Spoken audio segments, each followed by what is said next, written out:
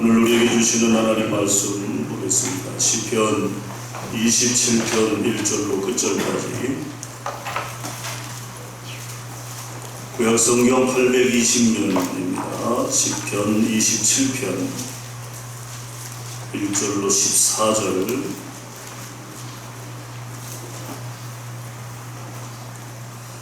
제가 한 절, 여러분들 한 절 우리 교독하시겠습니다.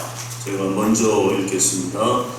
여호와는 나의 빛이요 나의 구원이시니 내가 누구를 두려워하리요. 여호와는 내 생명의 능력이시니 내가 누구를 무서워하리요.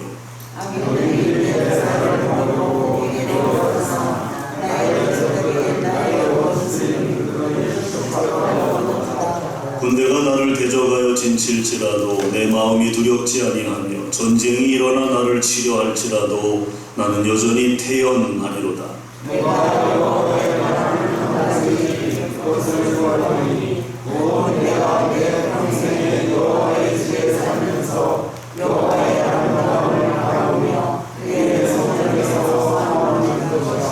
여호와께서 환난 날에 나를 그의 초막 속에 비밀히 지키시고 그의 장막 은밀한 곳에 나를 숨기시며 높은 바위 위에 두시리로다.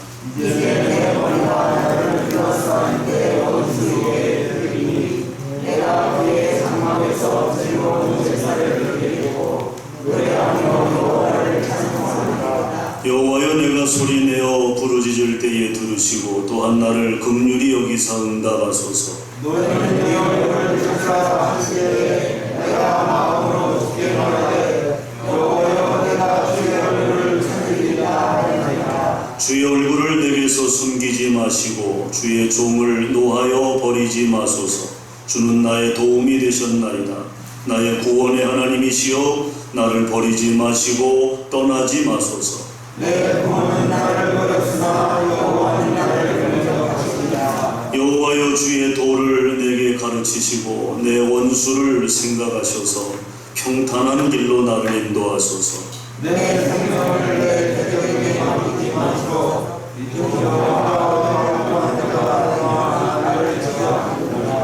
내가 산자들의 땅에서 여호와의 선하심을 보게 될 줄 확실히 믿었도다.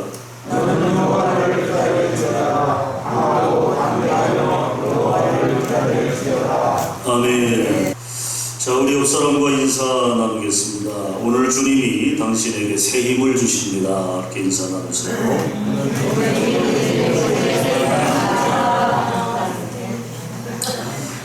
인생의 어려움을 만났을 때 오늘 두 번째 시간입니다. 세상을 살아갈 용기가 없어질 때 오늘 말씀이 우리에게 처방이 되는 것입니다. 오늘 말씀이 우리에게 약이 되는 것입니다. 용기를 잃었습니까? 오늘 이 말씀을 통해서 다시 용기를 회복하는 우리 모두가 되었으면 좋겠습니다. 여러분, 인생은 어려움의 연속인 듯 합니다. 그래서일까요? 어떤 이들은 아침에 눈을 뜨면서 오늘은 어떤 문제가 나를 기다리고 있을까 하는 근심과 고민을 가지고 하루를 시작한다고 합니다. 요즘 같은 때에는 더 그렇지 않겠어요. 오늘 나에게 어떤 일이 일어날지, 또 어떤 어려움을 만나게 될지 우리가 불안하고 두려운 마음으로 시작하는 경우들이 참 많은 때가 아닌가 생각이 됩니다. 어느 목사님이요, 임종을 앞둔 재벌의 총수를 신방하면서 운명하기 전에 이렇게 물었다고 합니다. 행복하셨습니까? 그렇게 물으니까 이 재벌 총수의 답이, 나는 삶을 두려움과 염려 가운데 살았습니다. 그것이 그 재벌 총수의 목사님의 물음에 대한 답이었다는 거죠. 나는 삶을 두려움과 염려 가운데 살았습니다. 여러분, 그렇습니다.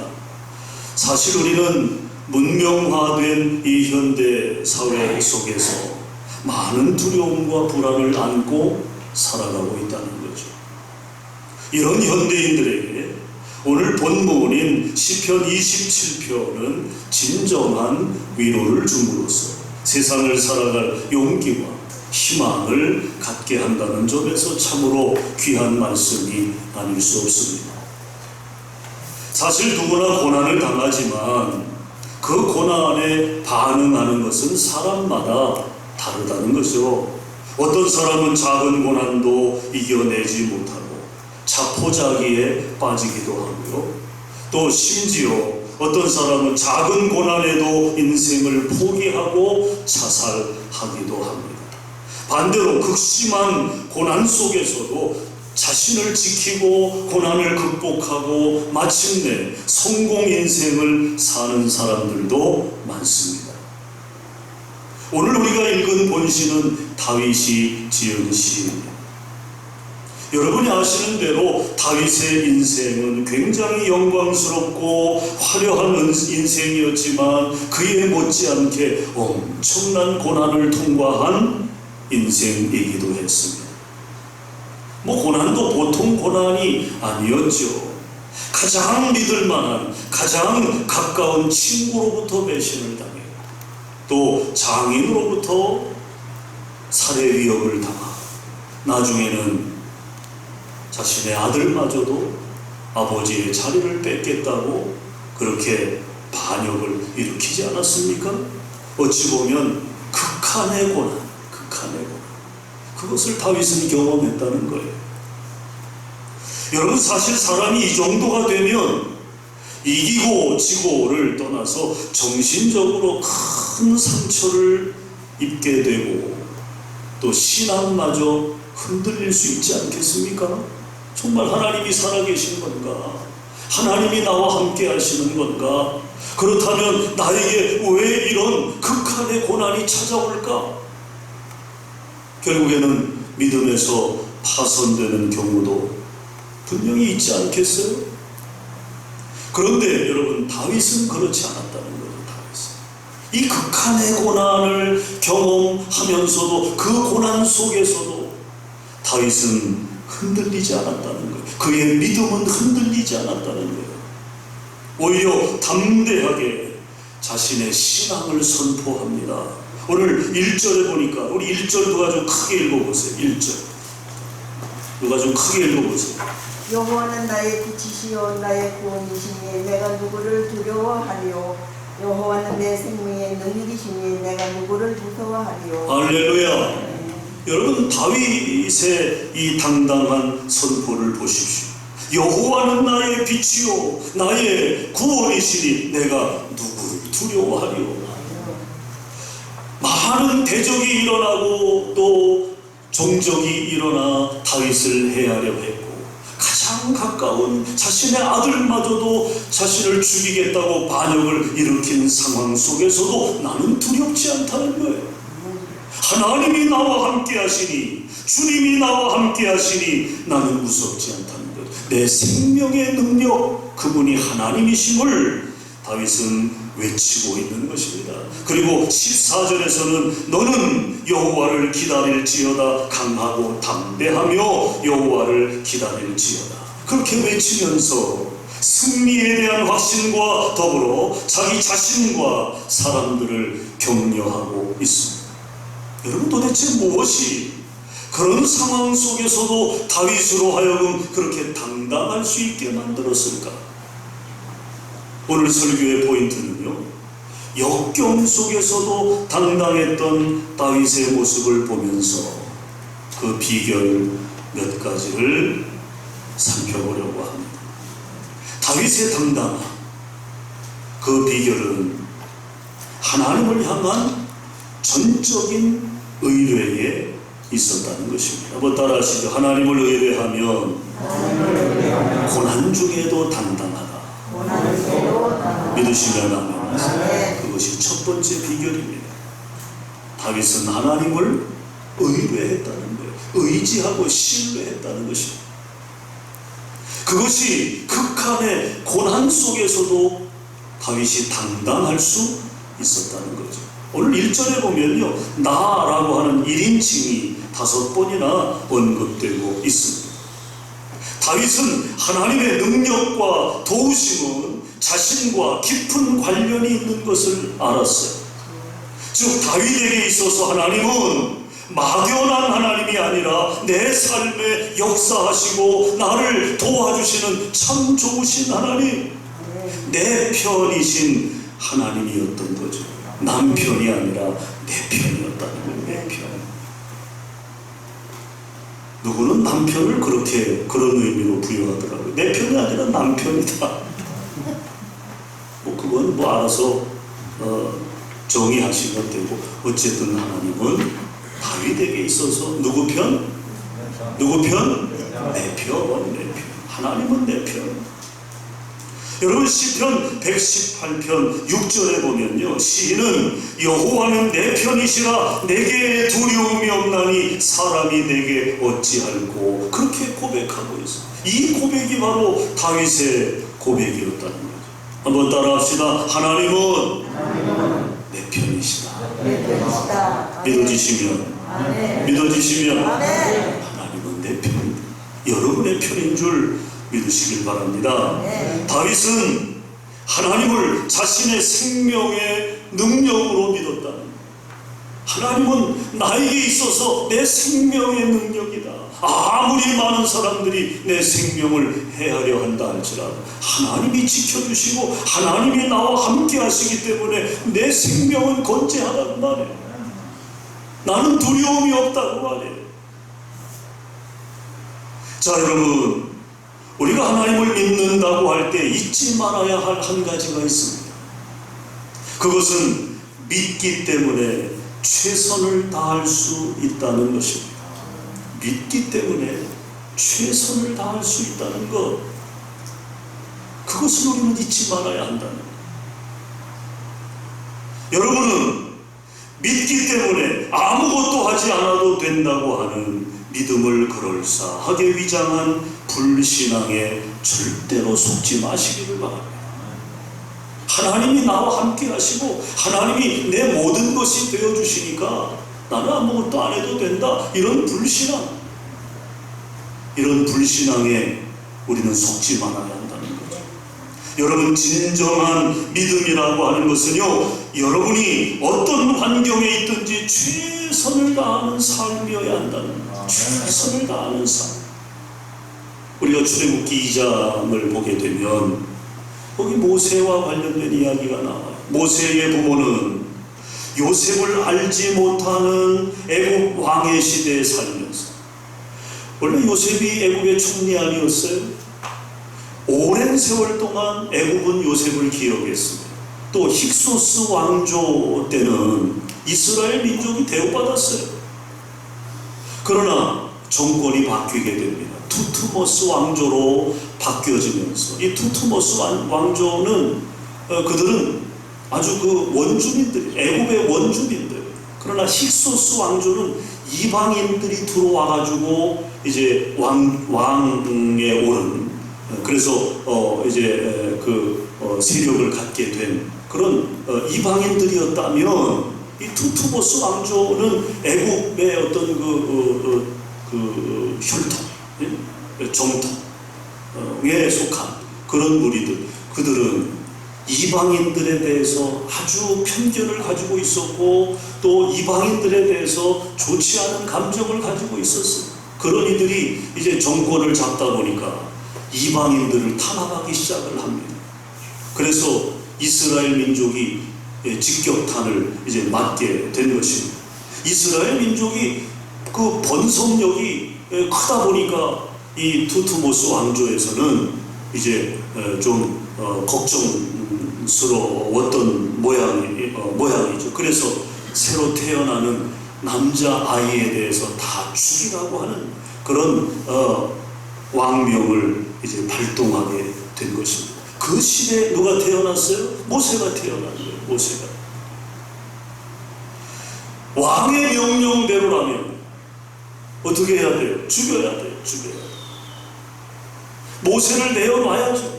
남자아이가 태어났으니까 법대로, 당신들 법대로 처리하도록 한다면 모세는 죽어야 돼. 그러나 모세의 부모는 어떻게 합니까? 그 모세를, 그 아기를, 그 남자아이를 끝까지 숨겨요. 더 이상 숨길 수 없을 때까지 숨겨놓았다고 출애굽기 2장 서두에 말씀하고 있습니다. 이제 더 이상 숨길 수 없는 상황이 됩니다. 아이가 커지면 뭐가 커져요? 울음소리가 커지잖아요. 그 발각될 위험이 있다 보니까 더 이상 숨길 수 없게 된 거예요. 그래서 갈 상자를 가져다가 거기에 이제 아기를 담아 그냥 물에 띄워놓은 것이 아니라 어떻게 합니까? 뭘 칠해요? 욕청을 칠합니다. 욕청을. 물이 스며들지 않도록 만반의 이제 방수제를 이제 바른 거죠. 또 모세의 누이 미리암을 시켜서 그 갈 상자가 어디로 가는지 지켜보게 합니다. 바로의 공주가 나와 갈 상자를 열어보는 것을 지켜보고 자신의 어머니 요게벳을 유모로 소개하는 기질까지 발휘하지 않습니까? 여러분, 이 과정을 우리가 단순하게 이해해서는 안 됩니다. 뭡니까? 그들은 모세를 위해서 자기들이 할 수 있는 한 최선을 다했다. 부모는 부모로서 최선을 다했어요. 형제는 형제로서 최선을 다한 것입니다. 여러분, 왕명을 거역하는 일이기 때문에 목숨을 잃을 수도 있어요. 아니, 어쩌면 가족 모두가 위험에 처할 수도 있는 그런 상황이었습니다. 그럼에도 불구하고 그들은 모세를 살리기 위해서 최선을 다했다는 거죠.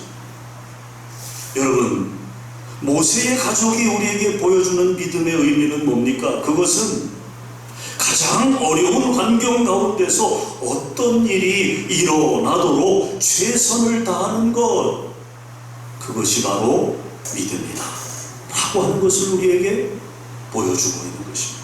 여러분 보세요.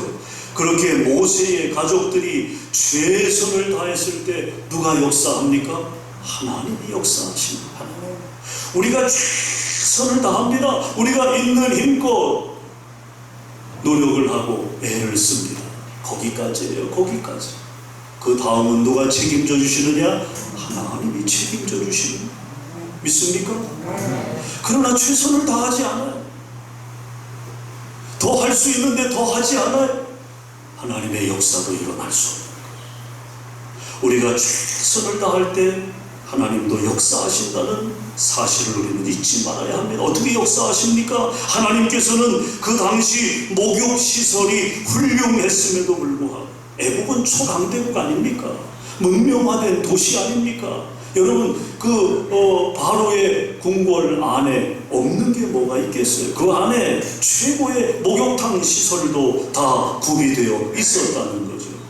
그런데 하나님께서 바로의 공주의 마음을 이끌어요. 어디로 이끌어요? 나일강으로 이끈 거예요. 나일강에서 목욕하고 싶은 충동을 느끼게 하셨고, 또 그녀가 갈상자를 발견하고 그 갈상자의 뚜껑을 열었을 때 거기 누가 있습니까? 시부리 아이가 있단 말이에요. 여러분, 조금 느낌이 다르고 생김이 다르지 않겠습니까? 우리가 같은 동양 사람이라도 중국 사람 생긴 게 다르고 일본 사람 생긴 게 다르잖아요. 안 다른가요? 다르죠? 보면 달라요. 아, 저 사람은 일본 사람이구나. 아, 저 사람은 중국 사람이구나. 보면 알아요. 물론 좀 헷갈리는 사람도 있어요. 더러. 그러나 보면 알 수 있어요. 바로의 공주가 갈상자 뚜껑을 열었을 때 거기 누워있는 아이가 히브리 아이인 것을 왜 몰랐겠습니까? 지금 왕의 명령이 떨어져 있잖아요. 죽여야 돼요. 그런데 하나님께서 바로 공주의 마음을 움직여 주신 거예요. 그 히브리인의 아이를 기르고 싶도록 그런 마음을 하나님께서 그녀에게 주셔서 그렇게 하게 하시고, 하나님이 계획하신 모세 프로젝트의 결정적인 계기를 만드셨다고 하는 것입니다. 누가 하신 거예요? 하나님이 하신 거예요. 우리가 최선을 다하면 그 다음은 하나님이 하시는 거예요. 하나님이 역사하시는 거예요. 우리는 모세의 이야기를 통해서 인간의 최선과 하나님의 타이밍, 하나님의 역사가 어떻게 동반되어졌는가를 깨닫게 됩니다. 세계 2차 세계대전 중에 독일 나치 수용소에 수감되었다가 극적으로 살아난 네덜란드 출신의 코리텐 봄이 있습니다. 봄 여사가 있어요. 가족이 다 죽습니다. 유대인을 숨겨줬다는 이유 때문에 가족이 다 죽어요. 언니는 몹쓸 짓까지 당하고 결국에는 살해됩니다. 근데 이 코리텐 봄 여사가 그 이후로 전도자가 되고 또 책을 써서 많은 사람들의 심금을 울리고 감동을 주는 그런 이제 사역을 했는데, 이 코리텐 붐 여사가 말하기를 기차가 캄캄한 터널 속으로 들어가 어두워졌다고 해서 기차표를 찢어버리거나 기차에서 뛰어내리면 안 된다. 왜냐하면 조용히 앉아 기관사를 믿고 기다리면 잠시 후 밖으로 나가 밝은 세상을 볼 수 있게 되기 때문이다. 뭐 별 얘기 아닌 것 같지만 여러분, 우리가 곱씹어 보면 그의 이 말 속에는 아주 큰 진리가 숨겨져 있음을 깨닫게 됩니다. 여러분, 지금 우리가 힘들고 어렵죠. 세상이 온통 캄캄하게 보이고 소망이라고는 찾아볼 수 없다 할지라도 신앙의 기차표를 찢어버리지 말라는 것입니다. 잠잠히 하나님의 구원을 기다리라는 거죠. 놀라운 하나님의 역사가 일어나게 될 줄로 믿습니다. 기차가 터널 빠져나가 밝은 빛 가운데 나아가듯이 오늘 하나님께서 이 어두움과 어려움 속에서 그것을 통과하게 하시고 밝은 빛 가운데로 인도하실 줄로 믿습니다. 여러분, 다윗은 그것을 믿었던 거예요. 그것을. 지금 어렵죠. 지금 힘들죠. 지금 앞이 보이지 않는 아주 캄캄한 절망에 빠져 있지만 다윗은 뭘 본 거예요? 하나님이 열어주신 새로운 역사를 본 겁니다. 광명한 세상을 다윗은 바라본 것입니다. 그렇게 큰 고난 중에도 하나님을 믿고 신뢰함으로 용기 백배하여 다윗은 고난을 이길 수 있었던 것입니다. 그것이 첫 번째 비결. 두 번째 비결은요, 하나님을 사랑하면 고난 중에도 당당하다. 따라합시다. 하나님을 사랑하면 고난 중에도 당당하다. 4절부터 6절까지의 말씀을 통해서 우리는 그 사실을 확인하게 됩니다. 다윗이 하나님 앞에 구한 기도의 내용을 보면요, 과연 하나님이 축복하실 만한 사람이라는 것을 알 수 있습니다. 여러분, 4절에 보면 그가 극한 고난 속에서도 하나님 앞에 구한 한 가지가 있었다는 거예요. 그것이 뭡니까? 주의 전을 사모하고 그곳에서 하나님 앞에 예배하기를 원했다는 거죠.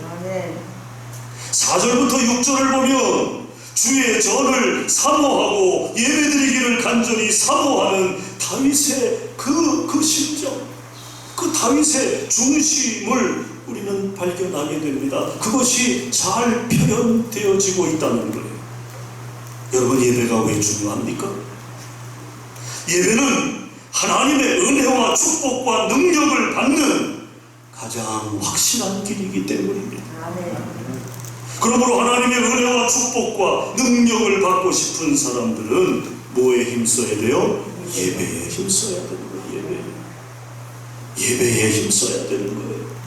예배를 소홀히 하면 안 돼요. 미국의 3대 대통령 토마스 제퍼슨이 있습니다. 이 제퍼슨은 아주 독실한 신앙인으로 알려졌죠.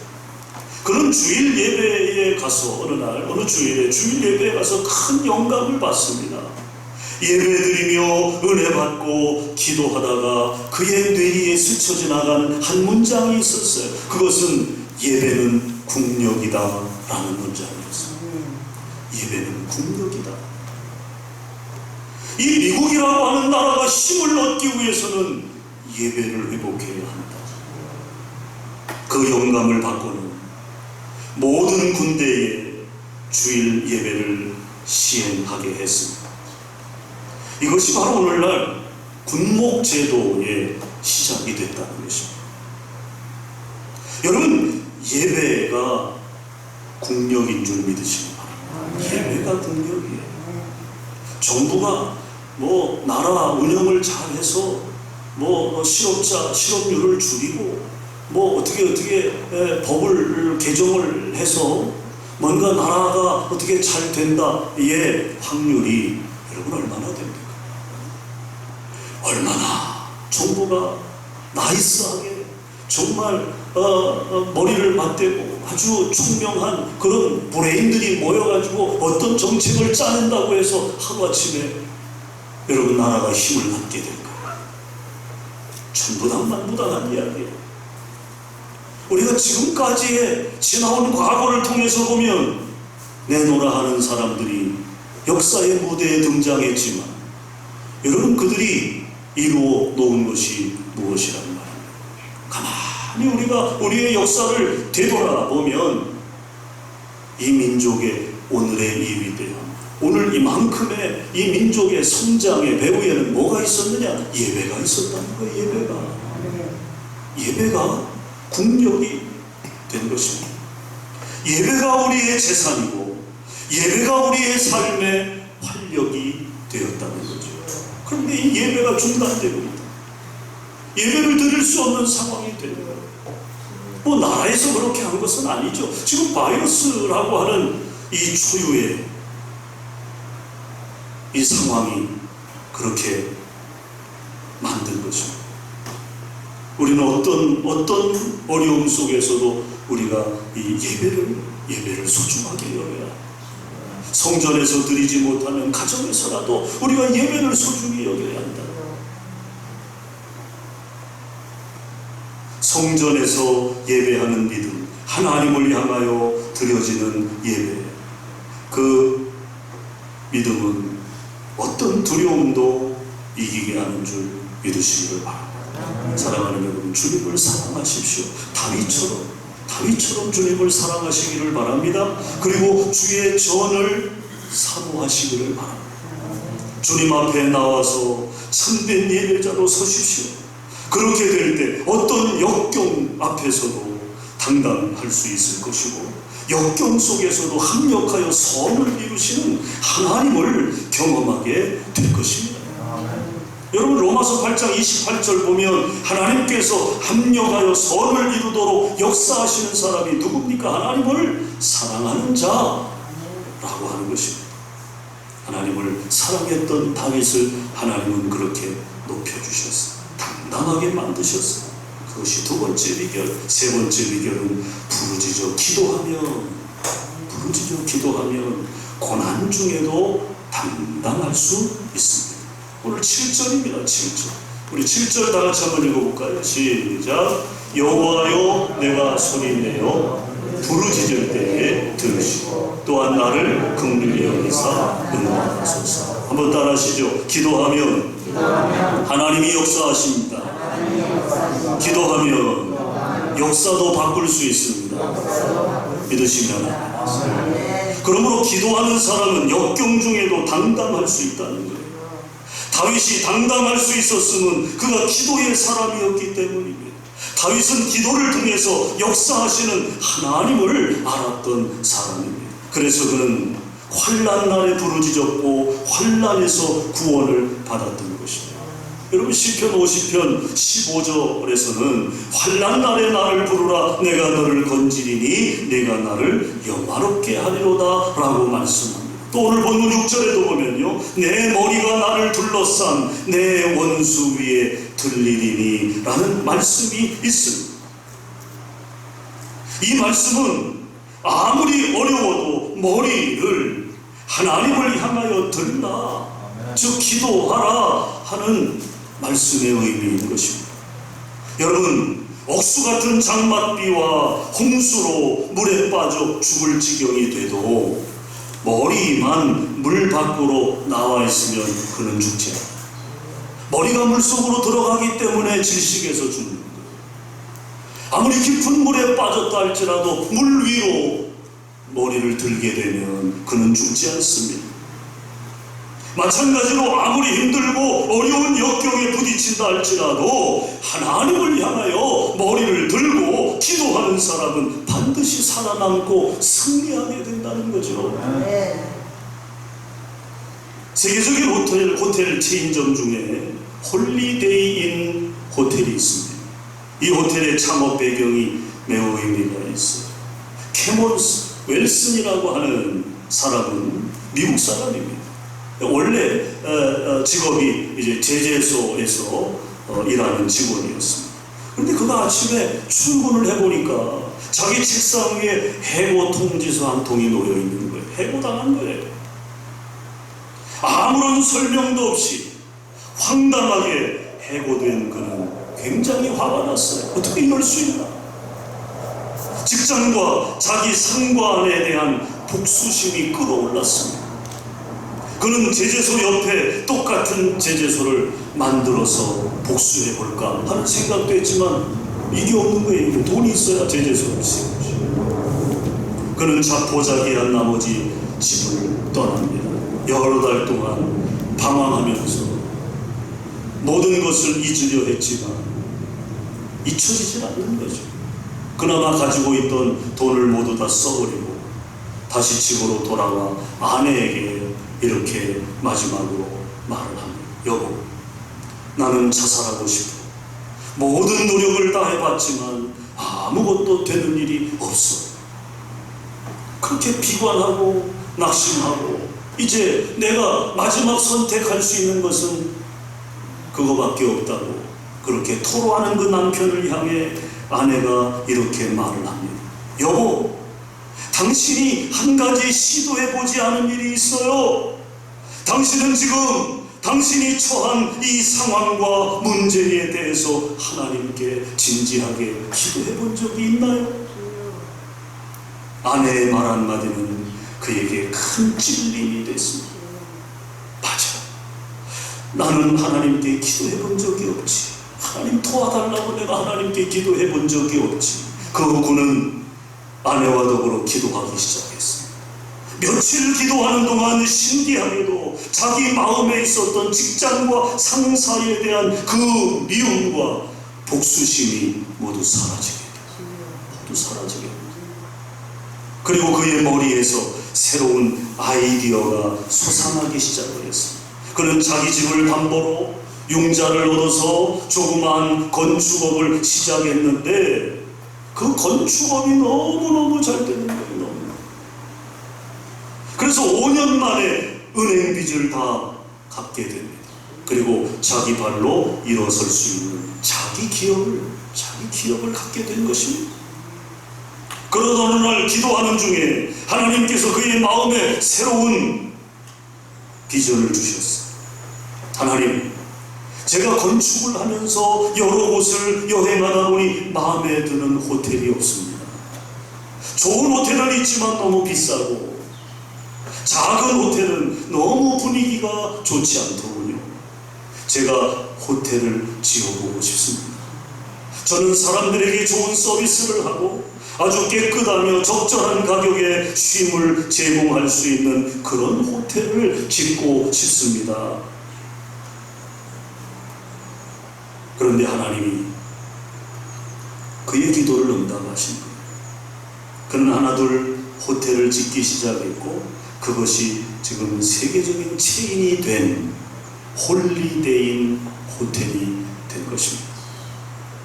그는 해고의 절망을 무엇으로? 기도로 극복했고 그가 생각했던 것보다 더 풍성한 하나님의 역사로 승리할 수 있었다는 것입니다. 여러분, 사실 역경 중에 기도하는 사람은요, 그 기도의 행위로 이미 자신이 알곡임을 증명하는 것입니다. 체질을 하면, 여러분 체질, 그 체 있잖아요, 체. 흔들수록 쭉정이는 밖으로 흔들수록 알맹이는 안으로. 제가 주일학교 때 배웠던 기억이 나요. 여러분 생각나요? 그런 그 율동하면서 하는 복음성가가 있었어요.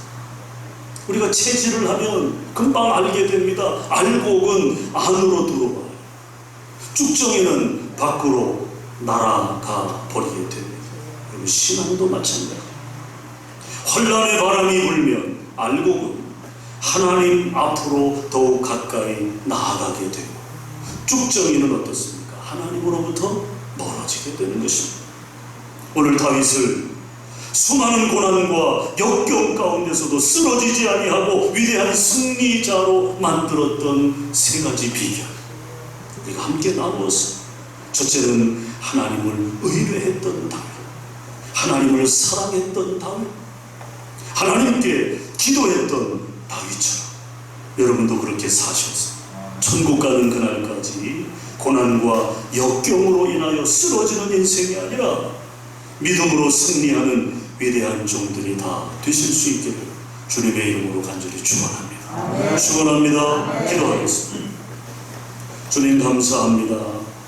주님의 은혜와 사랑으로 이 어려운 때 하나님, 우리도 다윗처럼 하나님을 의뢰하고 사랑하고 하나님께 기도함으로 이 난관을 헤쳐나가고 마침내 승리할 수 있는 믿음의 사람들이 다 되게 하여 주시옵소서. 예수님 이름으로 축복하며 기도합니다. 아멘.